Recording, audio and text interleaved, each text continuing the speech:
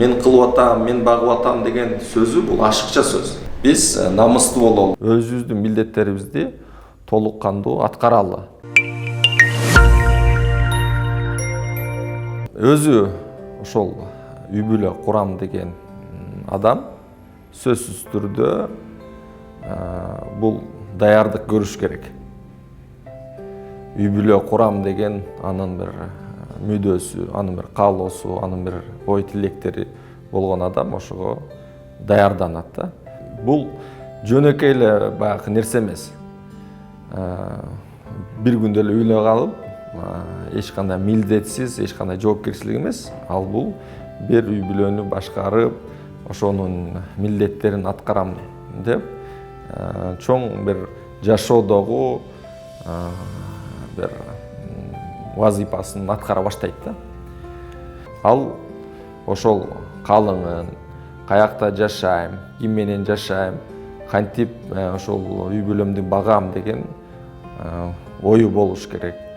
Анан үйлөнүп алып эле башка бирөөлөргө жүк болбостон ошол үй бүлөнү курган эркек иштеп өзүнүн үй бүлөсүн бакканга аракет кылуусу керек. Бул эми сөзсүз түрдө ал үйлөнгөндө аялына жата турган, баш калкалай турган жерди камсыз кылыш керек.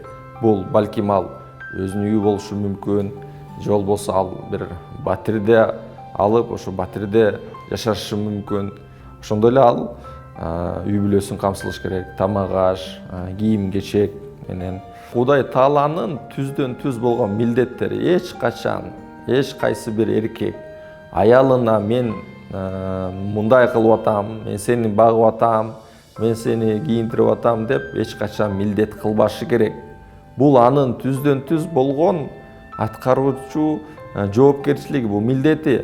Бул жанакындай мен кылып атам, мен багып атам деген сөзү бул ашыкча сөз. Керек болсо ал Кудай Таалага жакпаган иш, Кудай Таалага жакпай турган сөздөр. Ошондуктан анын жанакы багуусу бул түздөн түз анын милдеттери болот деп эсептелинет.